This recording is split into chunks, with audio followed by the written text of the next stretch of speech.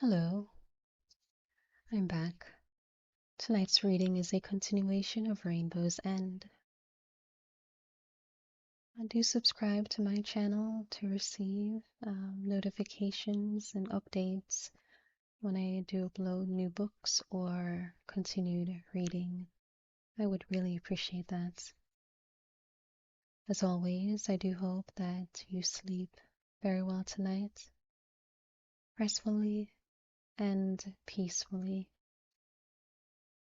I will begin now, or continue rather. A long time ago, Keith would have paused to thank the Lord for leading him to this place when his soul most needed replenishing.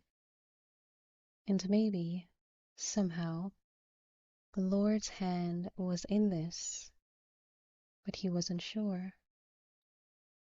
About that, and about so many of the things he'd once believed with such fervor and absolute conviction.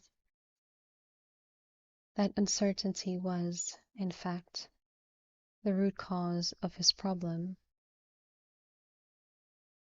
But what did God expect after the crippling blow life had dealt him? He tried to remain upright in the torrent that raged around and within him, but in the end he'd lost his balance and fallen, and kept falling, until he was sucked so far down into the swirling vortex, so shrouded in darkness, that he wondered whether he would ever find his way out. God knew. He'd tried. But without his faith to sustain him, the quest had been futile. Where once he'd found strength and courage and fortitude in his beliefs, there was now a black void. Part of him still yearned to turn to God, to plead for help. But God had been deaf to all his entreaties, refusing to answer even a man who had dedicated his life to spreading his good news, to gathering his flock. The bitterness already on Keith's tongue had grown more acrid as the silence lengthened, distancing him farther from the one who had once guided his every step. The chasm had deepened, widened, until now Keith felt as isolated spiritually as Jill was geographically. Yet deep in the recesses of his heart, he wanted to believe, wanted to trust once more in the Lord's goodness, to put his life in God's hands, as he had often counseled others to do, to rely with confidence on the Lord's guiding presence, even when the powers of darkness loomed and threatened. Without that trust, without that belief, he was floundering, seeking answers where none were to be found. But how did he reconnect? How did he find his way back to the source, to the spring of life that had once refreshed his parched soul? For the past year, he'd been seeking the truth, searching for answers, looking for release. But nowhere in his travels had he found these elusive quarries, nor had he come close to finding a hint of the infinite peace bestowed only by God, until he'd come here. As he had walked across a tranquil meadow this morning, Keith had attributed his heightened sense of hope to the place itself. And there was something special about this rocky piece of land, with its soaring mountains and verdant forests and shimmering crystalline seas. But it wasn't just a place, it was also the woman. Despite their brief acquaintance, Keith had already been touched by Jill in ways he couldn't begin to articulate.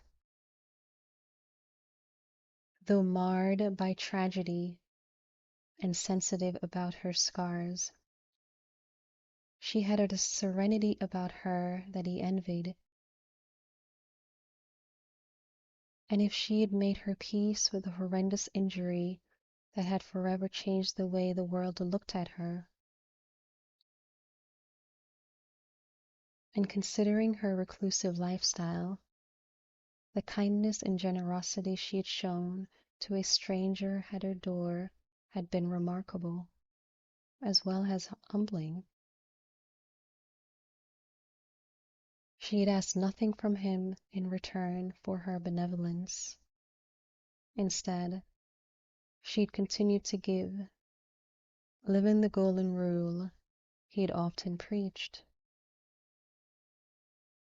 Once more Keith scanned the cabin, drawing in a deep, contented breath. There was order here, and peace. The room was filled with sunshine and warmth, the aura of caring so potent that it seeped into the very marrow of his bones. It felt good in this place, and right, like this was where he'd been heading all along, through his mouths of aimless wandering.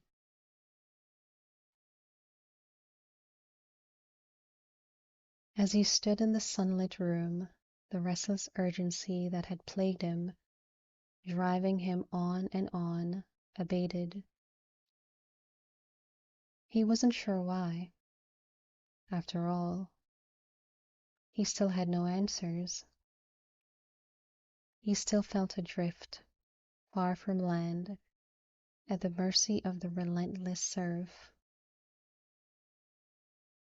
But for the first time, he caught sight of a light in the distance, as when a boat crests a storm-tossed wave, offering a glimpse of the distant shore. And that little glimmer of light gave him hope that perhaps, at long last, he was approaching solid land once more. There was no doubt in his mind that the comforting aroma of the chicken soup he held in his hands was contributing to his more upbeat mood. But as Keith glanced out the window of the cabin and spied Jill at the far edge of the field, he knew she could claim the lion's share of credit for the sudden lightening of his spirit. This woman's simple goodness and kindness had renewed and uplifted him, chasing away the despair that had clung to him like a wet garment after the rain. For that unexpected blessing he gave thanks, whether God was in the mood to listen or not. And then he set out to thank someone he knew would listen. The baby bird was in trouble. Dropping to her knees in the field, Jill stroked a gentle finger over the downy fluff that would, in time, give way to feathers as the hatchling matured. But without immediate care, this victim of the last night's storm was destined never to see adulthood. Her expression softened in sympathy as the pitiful creature stared up at her with wide eyes, too weak to lift its head. Its heart thumped heavily in its scrawny chest, each beat a desperate plea for life. It was an entreaty that Jill had never been able to ignore. That was why her home had always been a temporary refuge for critters of all sorts. Animal care central, as Sam had often teased her, she recalled with a pang. Scooping the tiny creature up with tender care, she cupped the limp bird in her hand, the thump of its heart pulsating against her palm. It couldn't be more than a couple of days old, and it was in dire need of warmth and nourishment. With conscientious care, though, she was sure it could not only survive, but thrive. She rescued enough sick and injured birds and animals in her life to know that TLC often did the trick for all of God's creatures, including humans. Just as she started to rise, a flicker of movement in the nearby forest caught her eye. Without even turning in that direction, she knew her young visitor had returned. She also knew better than to look his way, since scrutiny seemed to spook him. If she wanted to build his trust, it would have to be in small, non-threatening increments. Angling her body a bit more in his direction, she spoke loudly enough for him to hear her, keeping her gaze fixed on the bird in hand. Looks like this baby bird was a victim of last night's storm. Goodness, he's a tiny thing. But his beak is huge. That's so he can get enough food to help him grow, I suppose. I wonder what he is. A flicker, maybe? Or a stellar jay? If he's a jay, he'll have a beautiful blue chest when he grows up. As Jill spoke, she sensed the boy creeping closer, cautious but curious. She extended her hand a bit to give him a glimpse of the tiny bird, hoping he would come near enough to let her get a good look at him. His ragtag state concerned her, and she wanted to know more about him, who he was, where he lived, if he had enough to eat. But before she could engage him in conversation, she had to convince him that she posed no threat.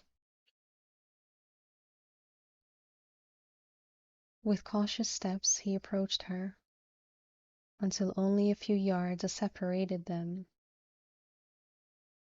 Jill continued to speak in a gentle, soothing voice, directing her comments to the little bird. But the reassuring words were meant more for her young visitor, designed to put him at ease and build his comfort level.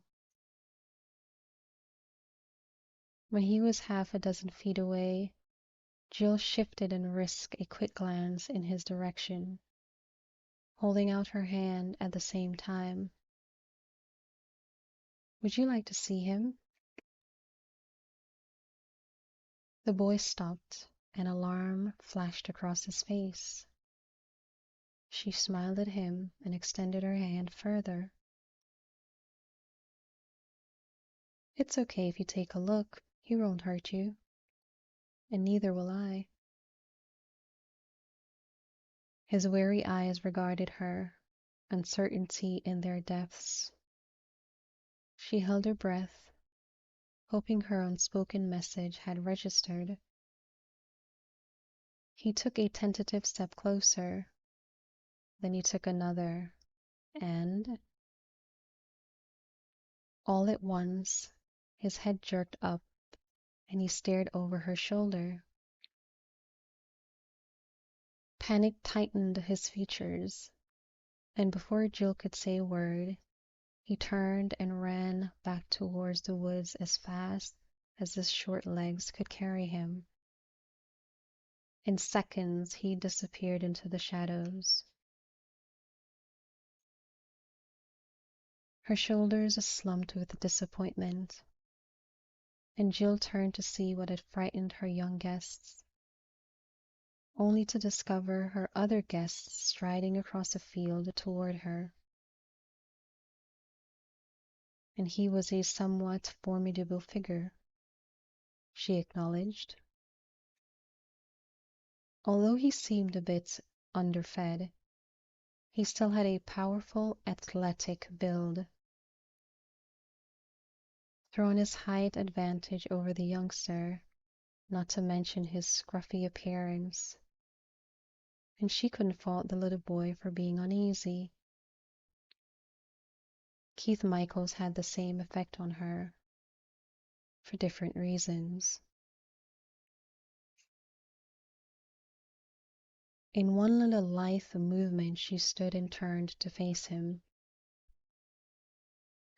I'm sorry, it looks like I chased off your visitor.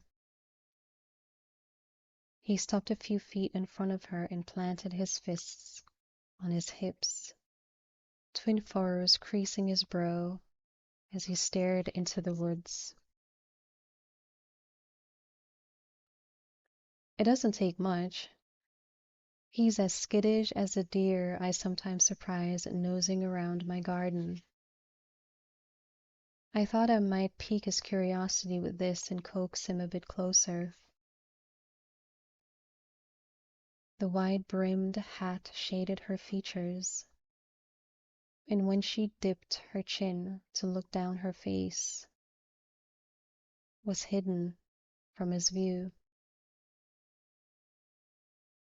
Following her line of sight, he realized she was holding a newly hatched baby bird. He took a step closer. Where did you find him? Here, lying in the field. A victim of last night's storm, I guess. She cocooned her hands around the bird, hoping some of her warmth would seep into the tiny creatures. I need to get him inside, out of the breeze, and feed him. Doubt clouded Keith's eyes. He's pretty little. I don't think his odds are too great. Once more Jill looked up, and he didn't miss the stubborn tilt of her chin. I don't plan to give up without a fight, and I bet this little guy won't either. My record with baby birds is pretty good. Without waiting for him to respond, she set off across a field. As Keith fell into step beside her, a sudden chuckle rumbled deep in his chest. At the unexpected sound, she came to an abrupt stop and stared at him. What's so funny? A wry grin pulled at the corners of his mouth. The woman at the shop in Easttown told me that you like to take in strays, and I had this image in my mind of an eccentric spinster lady with dozens of cats roaming all over her house. Not a young woman who rescues baby birds. I guess that shows how wrong preconceptions can be. For several moments she continued to look at him, her expression solemn. You were wrong about the cats anyway. She struck off again toward the house. His grin faded, He'd meant the comment as a compliment. Instead, he'd upset her. Again. In half a dozen long strides, he caught up to her. I'm sorry. I didn't mean to offend you. She didn't slow her pace, nor did she respond. Look, the reason I came over was to say thank you for all the work you did at the cottage. It doesn't even look like the same place. And the soup was a bonus. It brought back a lot of happy memories. My mom used to make chicken soup, and back when times were simpler, it was a solution to a lot of life's problems. One bowl, and everything was right with the world again. Her pace slowed a bit, and she looked down to stroke the baby bird's head. I wish it were that easy. Her voice was so soft, he had to lean close to catch her comment. They had reached the back porch, and he stopped at the bottom of the steps. As she ascended, there was a world of meaning in her simple remark, a profound sadness that touched his soul. Is there anything I can do to help? He asked. When his husky tone brought a startled look to her face, he cleared his throat and gestured toward the bird. I could build you a little box to keep it in. Dipping her head, she shielded her eyes from his view. That's okay. I've got one in the kitchen that will do, but thank you.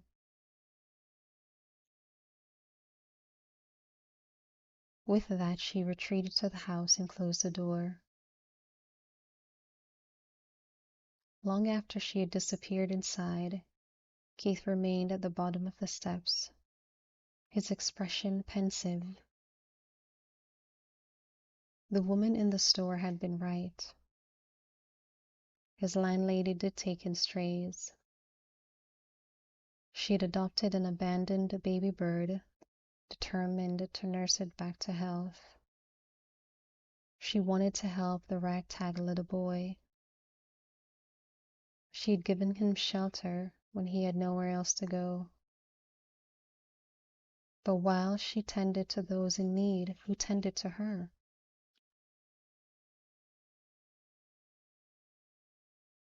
Shoving his fists in his pockets, Keith turned and set out across the meadow. His distraction blinded him to the flowers all around him, which were struggling upright against after the storm,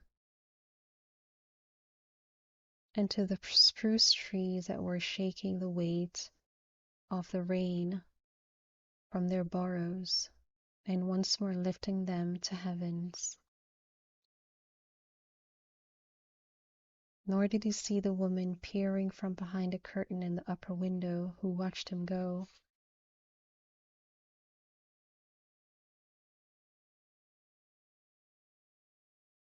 For the first few days, Keith didn't stray far from Rainbow's End.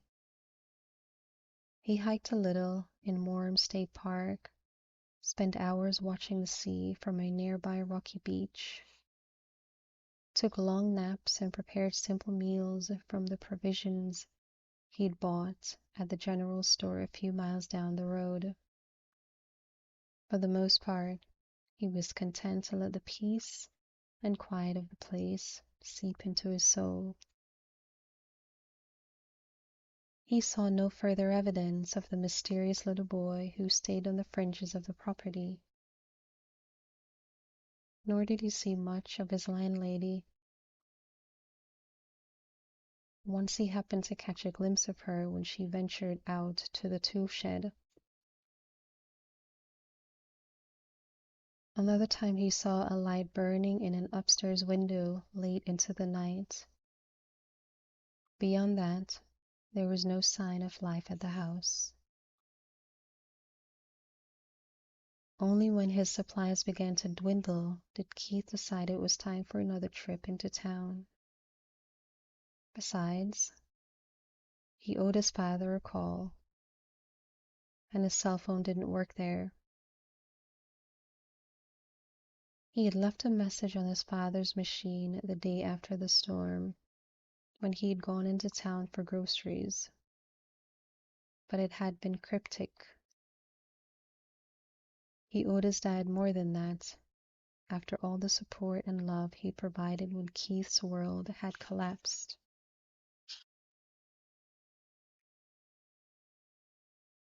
As he headed out the door, his camera caught his eye, and on impulse he reached for the case. He hadn't had much interest in taking photos in quite a while, but this island was special in a way he couldn't quite define. He might see something that would pique his interest enough to motivate him to get the camera out of the case. 2 hours later, after exploring a bit in East Sound and stocking up on provisions, he found a payphone and placed a call to his dad's cell number. When his father picked up, Keith could hear the sound of a saw in the background. He pictured the older man, solid and hardy, dressed in his typical work attire of worn jeans and a cotton shirt, his bristly right hair standing at attention in the crew cut style he'd always favored, a stubby pencil stuck behind his ear. "Dad, it's Keith. Is this a good time?" "It's always a good time to hear from you, son." The warmth in the older man's voice soothed Keith like a healing balm. "I got your message the other night, but it was scratchy. Did you say you were in San Juan? I thought you were heading west, not south." A smile lifted the corners of Keith's mouth. "I am in the San Juan Islands, Dad, off the coast of Washington State. A beautiful little spot called Orcas Island." There was a moment of silence as Bob Michaels tried to recall when his son had last noticed beauty. He couldn't even remember. Perhaps this, finally, was the turning point he'd been praying for since Keith had walked away from the traumatic memories that had distorted and darkened his vision of the world. "Thank you, Lord," he whispered in the silence of his heart. "And what's so special about Orcas Island?" Bob asked after swallowing past the lump in his throat. "It's quiet here and peaceful, not like anywhere I've ever been. I don't know how to describe it, except that it feels like a place apart from the world, where you can regroup and make a fresh start." Keith didn't mention that his unique landlady added to the specialness of the place. "Sounds mighty fine. Where are you staying?" "A little cottage. There are very few people for miles around. It's just the forest and the mountains and the sea. Staying there for a spell might do you good. How are you fixed for cash?" Leave it to his dad to home right in on a looming problem. "I'm okay for now. I might try to pick up some carpentry work if I decide to hang around for a while." "You need a few dollars to tide you over, son?" "No, I'm okay, but thanks for asking." How are you doing? Can't complain. That was his father's standard response. Keith couldn't remember one occasion when Bob Michaels had grumbled or griped about anything, even though he'd had his share of sorrow. His first son was stillborn, a wife who died far too young when Keith was only 12, of a congenital heart defect. All the challenges of single parenthood. Watching a beloved father who suffered from the debilitating effects of Alzheimer's slowly slip away. Yet he'd never become disheartened, nor had his faith ever wavered. Keith wished he'd inherited his dad's ability to stand firm throughout the storms of life. I'll call again soon, Keith promised. My cell doesn't work here, so I have to go into town and use a public phone. I don't know the phone number of the woman who owns the cottage, but I'll get it and give it to you next time I call in case you need to reach me. That would be great. In the meantime, I'm going to look up those San Juan Islands in my random McNally. Sound like a spot I might want to visit one of these days.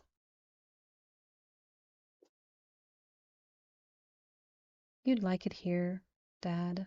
Lots of good fishing, I bet. My kind of place for sure, then.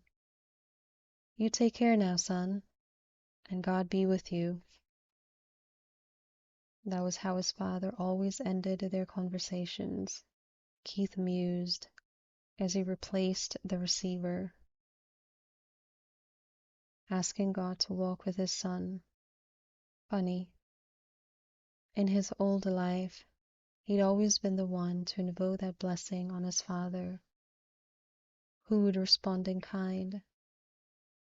Now the roles were reversed. Except Keith never returned the sentiment. Why bother when God and he weren't on the same wavelength anymore? Still, it gave Keith some sense of comfort to hear the words from his father. And who knew? Maybe God would listen to him. All right. Well, I think I'm going to end this reading here. I do hope you are sleeping so far. And until or you hear me again, good night.